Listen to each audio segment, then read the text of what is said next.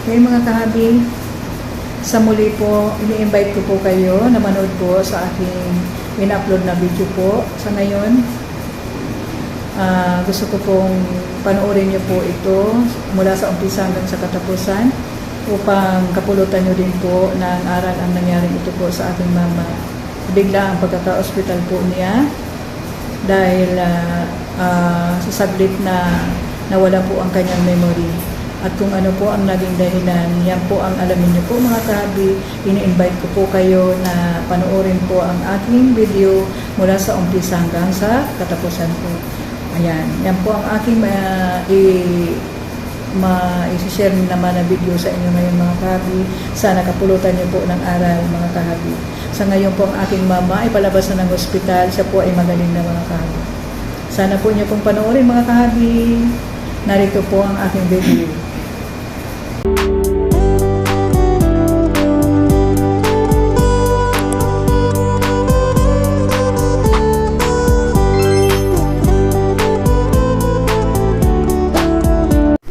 Sa clinic ni Kuya. Maray-ray na. Ayan si May. Ano inubog ito? Mainito ng panahon. Nakaranas siya ng tumaas yung dugo. Ayan, tumaas yung dugo. Hindi nakakilala. Nag 200 yung BP, over 110. Ayan. Grabe talaga pag atake pala sa pag-atake sa high blood ang nararanasan. Nakakalimot. Ngayon medyo okay na kasi kinatopril natin. Yan. Mama ko. Ano pa yung mali umay? Maray. Tapos nung binipi siya, nakarating sa akin, pinakuha ko sa bahay nila, tapos pinadala ko dito. Nung binipi ng anak ko, 200 over 110. Dinagyan ng cut. Ngayon, nag 130 over 70 na lang.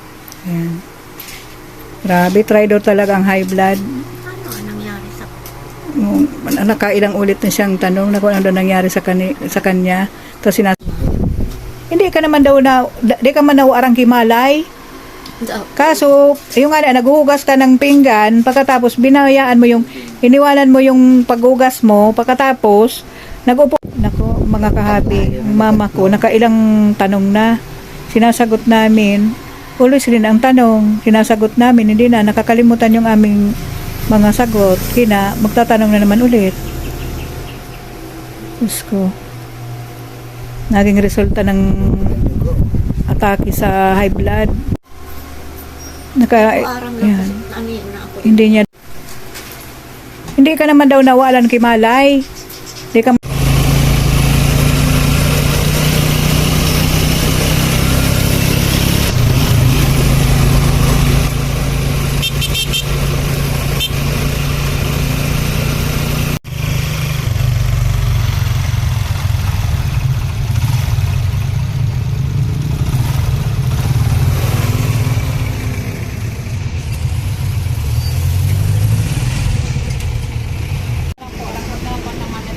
sige, lagbok na lang kita.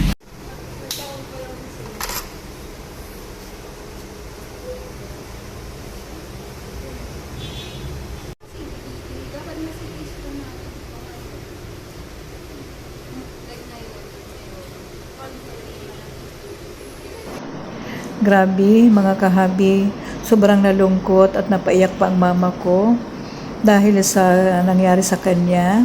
Nasaglit na pagkalimot mga kahabi. Pinatawas namin yung hinubad niyang damit. Dinara ka sa arong. Baka siya ay nanuno. Ayan. At sabi ng albularyo ay meron na raw na nasagi siyang tao na hindi nakikita. Kaya kailangan hindi mo alam na nakabihis ka na. Marami kang hindi na alala. Yan mo na, wag mo nang isipin. Yan. Ganyan talaga, May. Tanggapin mo na kay, siyempre, buti na lang itong kapatid ko ay mahal na mahal niya ang aming ina. Kaya very supportive naman talaga siya kapag ito ay nagkakasakit. Ang pinili ko na kwarto ay aircon kasi bawal daw sa mainit na lugar ang stroke, lalo na kapag napakataas ng BP. Umabot kasi ng 200/110.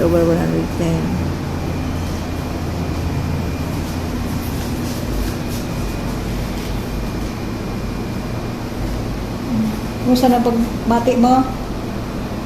Kumusta na may mareray na? Ha? Mareray na. Tinurukan ka ng pampaihi. Yan, tinurukan siya mga kabi ng pampaihi. Kasi kailangan niya daw mag-ihi para bumaba ang BP. Kasi tataas, bababa ang BP. Traidor talaga ang high blood.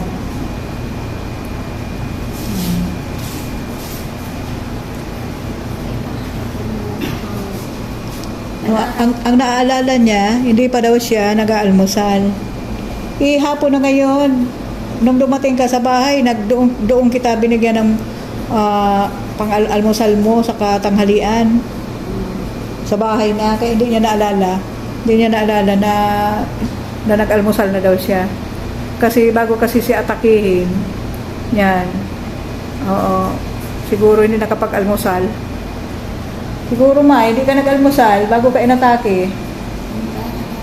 Panay trabaho, nagwalis, saka naghugas ng pinggan. Pagkatapos, hindi na nakatapos yung paghugas ng pinggan kasi nahilo na daw. Nahilo na daw siya. Yan. Nahilo, saka nag-chill. Nang ganun. Saka hindi na, nakalimot na. Parang wala na siyang naalala. Eh, malalaman natin yan kung ang findings ng doktor. Kapag dumating si Doktora Prenitante, kasi yun na naman ang doktor mo, pang second time na dito sa Ago na si Doktora Prenitante ang doktor mo, mamaya malalaman naman natin kung anong nangyari sa iyo, kung ano nangyari sa kanya mga kahabi. Malalaman natin pagdating ng kanyang doktor. Yan. Hindi mo naalala, marami kang hindi naalala. Ang naalala niyang last na naman ngayon, yung nandun na sa bahay, pinapakain daw siya ni Tess, yung anak ko. Saka may narinig daw siya nag-uukay-ukay. Yun ang last na naalala niya, yun lang. Tapos ang pagkaalala niya, pagaling namin doon sa bahay, umuwi daw kami sa kanila bago pumunta rito sa ospital. Hindi naman kami umuwi. Pagkagaling sa bahay, diretso kami dito sa ospital. Ano na daw nangyari sa kanya? Yan ang mga tanong. Yun nga. Oo. Dinala namin dito. Sabi ni Doc Jess, kailangan ka daw nadalhin dito para maalaman kung ano ang nangyari sa iyo. Kailangan ka ma-CT scan. Baka stroke daw yan na naramdaman mo. Kasi nakalimot ka nga dahil sa sobrang taas ng BP. Saka hindi ka na nakaalala. Grabe. Traidor talaga ang high blood. Oh. Traidor. Kaya kailangan ulis tayong mag-monitor ng BP. Hindi ka na nag-monitor ng BP mo? Yung last na BP mo, pira sa BP. Hindi na niya na natandaan yung last na BP. So last... Ha? 120 over? 183. 183 over? Yan. So last na BP, yung nag-inatake na siya. Oo, yung inatake na pala siya, kaya nga hindi na niya na maalala kasi inaatake na nga siya. 90 good. Pero taas ng BP kasi 183 over, pera? 90? Nung dumating sa bahay na 200 na. 200 over 110. Grabe mga kahabi. Ito, naka-private room naman siya. Bawal kasi ang mainit na lugar sa ganitong tumataas ng husto ang BP o tumataas ang BP niya.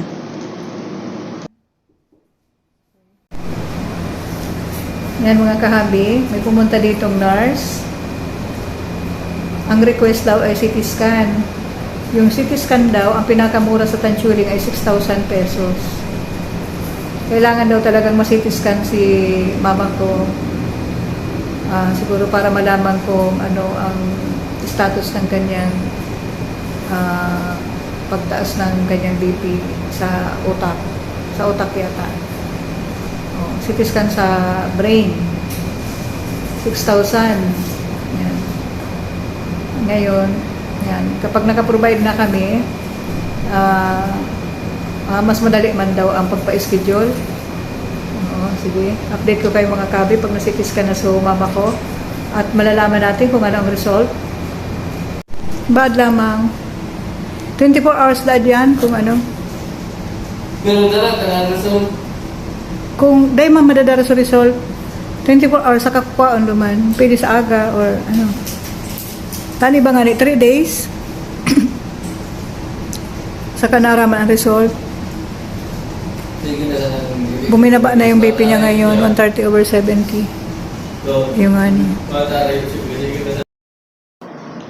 Namamanhid raw ang mga binti niya at lumalamig. Oo.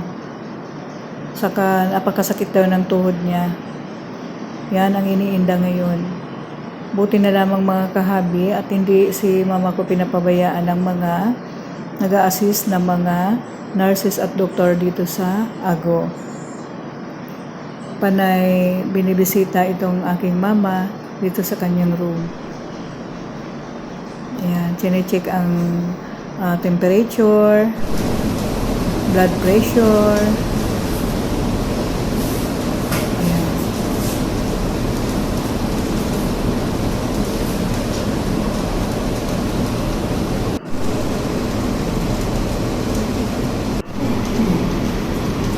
Okay, mga kahabi.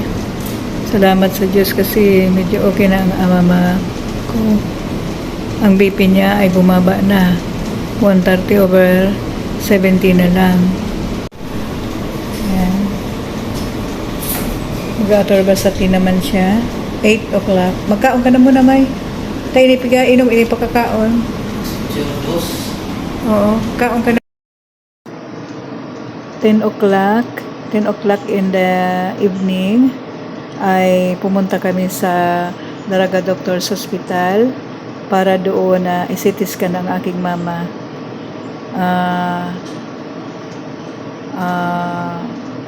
4,646 pesos and then 880 pesos ang binayaran namin sa resibo bago siya i-CT scan mga kahabi. Total is 5,526 pesos.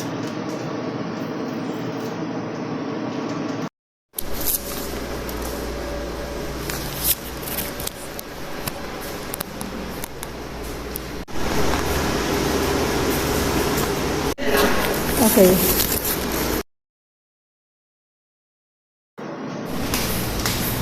Pagkatapos ay ibinalik namin si mama ko dito at ang result ay kukuhaanin na lang kinabukasan. Abo si Maikan malipot. Kaya ginibo kong fan. Fan lang. Aircon lang ko ta. Abo man si May. O sige, pigalat ka natin. Ay, nako mga kabi. Salamat sa Diyos kasi yan, medyo okay na itong aking mama. Nakakabalik na yung sinsya niya. Saglit na nawala daw yung memory niya. Ngayon, salamat sa mga medisina na ibinigay sa kanya kasi nakakabalik na yung kanyang memory sa kayan. Oo. Medyo may gana na siyang kumain. Hindi rin nagpapabaya ang mga student sa nursing dito sa amin. Ayan. Uli silang ito pala, kay mama. ayan. Ito pala yung gamot. Pagkatapos yung kumain mga kahabi. Yan. Nag-supply na ng gamot ni mama. Telmisartan pala ito mga kahabi. Telmisartan. Yan. Sa high blood. Okay. Lagay natin dyan. Pagkatapos siyang kumain, iinumin niya yan. Yung ceticolin pala, inject yun sa suero. Yung ceticolin yung sa brain. Oo, sa stroke pala yun, sa stroke. Napakahusay, inject dyan sa suero, madaling tumalab. Kagad na nakabalik yung sensya niya. Galing. Ceticolin. Masakit daw, masakit kapag itinurok, masakit sa ugat. Oo. Yan. Pero mamaya, malalaman natin kung ano ang result ng kanyang CT scan. Kukunin ko mamayang 1 o'clock. Update ko kayo mga kahabi. Okay?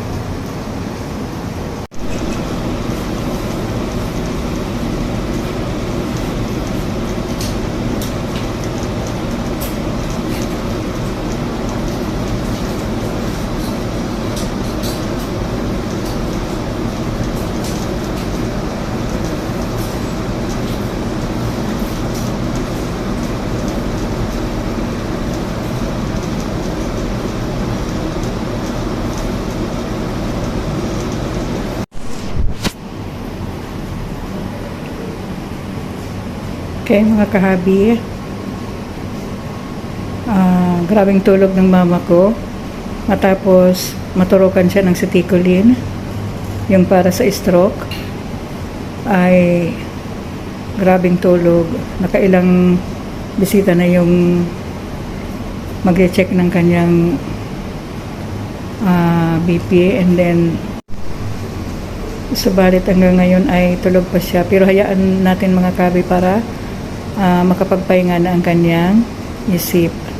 Ngayon, ang schedule kasi sa pag-pick up ng result sa kanyang CT scan, kahit na alam na ng doktor na wala namang problema daw sa kanyang brain, ay siyempre kailangan pick upin natin yung mga kahabi kasi kakailanganin yun sa PhilHealth niya mga kahabi. Okay?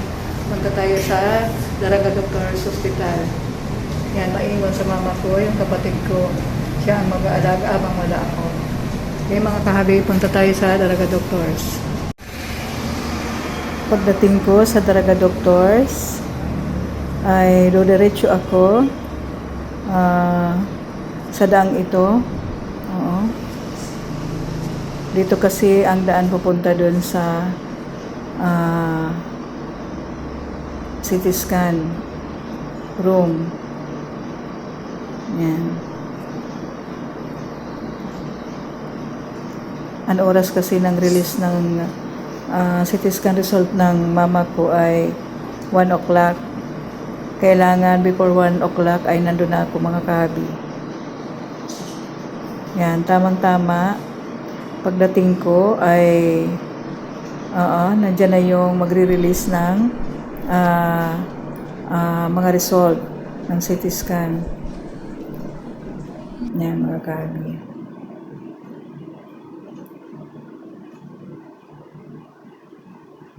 Yan, kaya nakuha na natin mga kahabi. Nakuha na natin yung result. Kaya dito mga kahabi sa result ay nakalagay sa ibaba ang atherosclerotic vessels disease. Yan po ang hindi ko maunawaan mga kahabi. Ang maka-explain lang nito ay si doktora. Yan, ang malalaman nyo mga kahabi kung anong ibig sabihin ng atherosclerotic vessels disease. Grabe, sakit daw. Sabi naman, mama ko napakasakit daw ng ceticolin. Nasaktan si mama ko ng pagkatusok ng ceticolin. Masakit talaga yan daw sa ugat na ceticolin. Ano ba? Kaya yan pampalusaw, kaya pang paano yata yan sa mga namumuong mga dugo. Grabe Grabe daw sakit.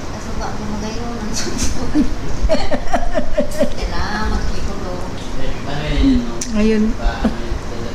Grabe daw sakit. Okay mga kahabi. Dumalaw kanina lang si doktora at sinabi niya na nakita niya na yung result ng CT scan at sinasabi daw doon na malinis naman daw yung result ng examination sa kanya. Kaya sa CT scan mga kabi, wala naman daw problema yung kanyang brain. Sobra lang daw talagang taas na ang kanyang cholesterol. At baka bukas ay pauwi na daw kami mga kabi. Subalit bukas, kailangan tanungin ko o malaman ko kung ano talaga ang kahulugan ng result ng kanyang CT scan na nakita ko kanina. Okay, mga kabi, bukas update ko kayo kung anong ibig sabihin na result na yun mga kahabi. Mabuti na lamang kasi sabi ni doktora wala namang masyadong damage sa kanyang brain. Yung dati lang stroke ang nangyari sa kanya dahil sa sobrang taas ng kolesterol. Pangalawang beses na kasi itong atake sa kanya. Yan ako mga kabi. Kanina pumunta dito si doktora. Sabi niya, itinanong sumama ko kasi nung gumising, medyo ayos naman siya. Sabi ni doktora, kung pwede na daw, kung gusto na daw umuwi. Tinatanong yung pasyente. Sabi niya, kung pwede na daw umuwi. Kaya ang abiso ng doktora, ay pwede na daw umuwi. Tapos kasabay nun, tinanong ng mama ko kung ayos lang daw na kumain siya ng shell kasi paborito niya yung mga shells. Saka gulay. Yun, ang sabi ng doktora, number 1 pala na bawal yung mga shells. Sa ganito kasi napakataas ng cholesterol saka uric acid ng mga shells. Lalo na ang pusit o ano bang tawag nila sa Kanoo, sa Bicol, yung pusit. Ayan, saka yung hipon, saka alimasag. Yan, bawal sa kanya. Yan, pwede raw manok, pero tatanggalin yung balat. Yan. Tapos saka yung BP niya kanina, okay naman, 100/70. Kaso nung ngayon, ang mga anong oras na ba? Mga 11 o'clock, binipi ng mga nagbisitang mga yung mga students sa midwifery pala yun, hindi naman mga nurse. Midwifery pala sila yung nagbibisita dito parati kay mama. Ay tumaas na naman daw yung BP, 140/90. Ang nararamdaman niya parang yung katawan niya daw parang may ano ba yan? Sa Tagalog, kumikibot ba yan? Yung parang pumipintig sa mga ugat niya. Yan, medyo tumataas na naman mga kahabi kaya parang nag-aalala ako baka hindi pa pwedeng lumabas siya kasi bababa tataas pa yung BP. Ano kaya po yan mga kahabi? Pero suggested na lang ni doktora na pwede na raw siyang umuwi kung kaya na niya. Mga kahabi, sa lahat ng mga examination na ginawa na sa aking mama, ayan, ang iba ay lahat okay naman. Ayan, hematology result, okay naman. Chemistry result, ayan. Yung sa chemistry result sa sodium, okay naman. Chemistry result naman, dito naman sa fasting blood sugar. Dito siya, medyo may problema mga kahabi sa fasting blood sugar, medyo mataas ng kaunti. And then yung kanya total cholesterol 9.22. Dito lang nagka-problema ang mama ko mga kahabi. Dito sa total cholesterol 9.22. Ang recommended na reference ay dapat 5.2 lang. Yan. Dito lang po mga kahabi nagka-problema ang aking mama sa cholesterol. Napakataas ng kanya cholesterol. Yan. Yan lang po. Diyan po siya nagpaka. Yan mga kahabi. Dumating na yung mga result. Pinapa-xerox na kasi palabas na kay mga kahabi. Yung copy nito na xerox ay sa amin at itong original ay bibigay sa hospital. Yan. Lumalabas dito sa mga examinasyon na ginawa sa mama ko. Ang pinakataas talaga niya yung cholesterol niya. Yung cholesterol niya mga kahabi, napakataas talaga. Doon siya nagka-problema mga kahabi dahil lang siguro sa pagkain. Sabi ni doktora, tinanong niya kasi ang ulit sa kinakain niya ay mga seafoods, gaya ng mga shells, yan, saka mahilig siya sa gata, ayan, mga pusit na yan, ulit siyang kinakain niya na paborito niyang kainin mga kahabi. Ngayon sabi ni doktor niya, ni Dr. Prenitante ay binabawal na sa kanya yung mga fish. Ay, hindi fish, yung yung mga shell, mga kahabi, binabawal na sa kanya yung mga shell. Oo. Kasi napakataas daw ng uric acid at saka cholesterol ng mga shells. Oo, yun naman ang pinakapaborito niya. Oo, bago siya natake, yun talaga ang ulam niya nung gabi na yun. Kinaumagahan, wala na siyang naalala. Kumbaga, pataas ng pataas yung kanyang cholesterol, hindi niya alam. Ang akala niya, yun daw ang makakabuti para sa kanya na may sakit siyang high blood. Yun, kaya ang nasa isip niya shell, kasi nasa isip na ang shell pala ay sa tingin nila ay nakapababa ng BP. Iya, mali pala. Nakapataas pala ng BP kasi napakataas pala ng cholesterol sa uric acid niya. Saka yung pusit, saka yung grabing gata, yung mga ma-OOL o mga malalana na yan, sobrang bawal na po yan mga kahabi sa kanya ngayon. Kailangan na yan ihaw, saka masabaw, yung gulay, pwedeng nilaga na lang muna habang siya ay inaatake ng kanyang alta presyon mga kahabi. Okay, mga kahabi, kami ay nagpa-process na para kami ay makalabas ngayon mga kahabi. Salamat sa Diyos kasi may improvement naman mga kahabi. Okay. Sa ngayon ay medyo hindi pa non-stable pa ang kanyang BP, pero madadala yan sa gamot mga kahabi. Tinaasan kasi yung dosage ng kanyang gamot. Yung dating ginagamit niya ay losartan 50 mg and yung amlodipine na 5 mg. Ngayon ay kinombination na sa tilmisartan. Yun mga kahabi. Okay. At gusto niya nang umuwi kasi dito parang nabuboring na siya. Gusto niya nang umuwi mga kahabi. Okay? Okay, update ko kayo mga kahabi kapag kami ay palabas na mga kahabi. Okay? Sa ngayon po ay inaasikaso na yung aming bill. Saka pinapasirox na ito, mga results, saka ang dito ay sa amin. Okay, mga kahabi. Okay, mga kahabi. Dumating na po yung kanyang chart sa mga gamot. Yan.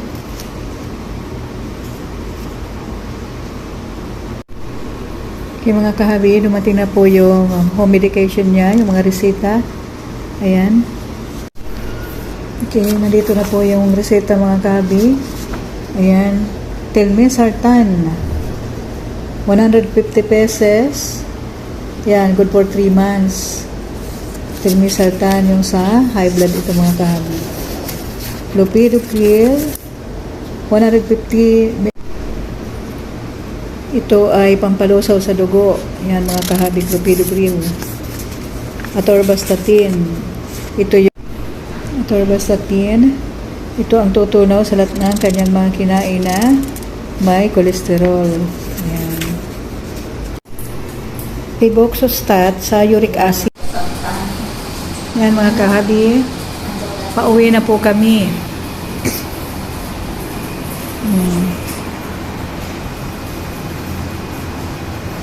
Pauwi na po kami mga kahabi.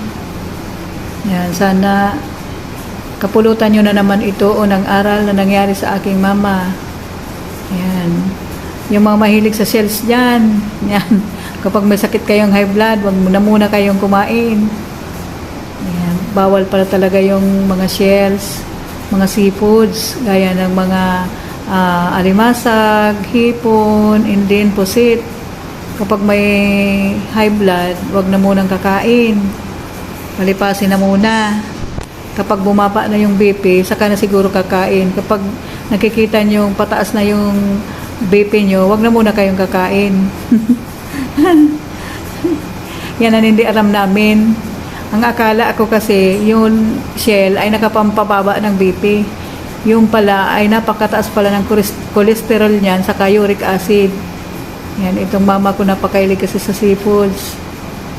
Hindi siya kumakain ng karne, mas gusto niya ng seafoods. Yung pala ang nakasama rin sa kanya.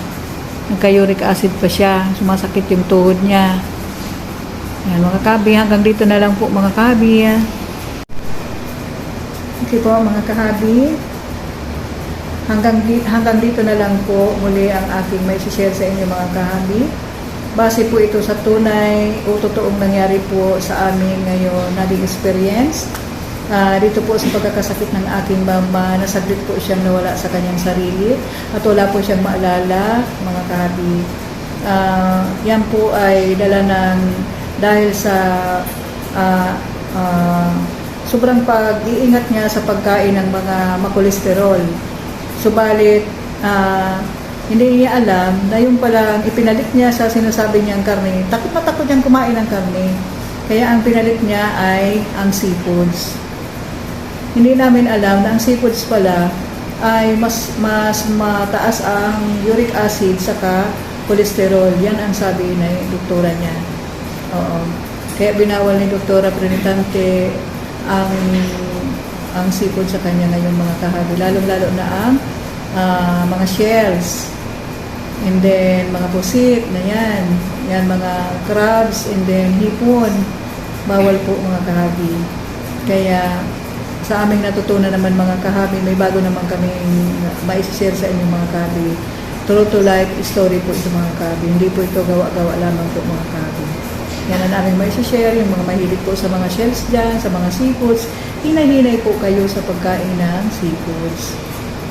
Pwede raw kumain pero hindi hindi madalas at saka pwede rin naman basta kaunti lang po. Okay. Mama kasi sobrang hilig yan kasi sa seafoods.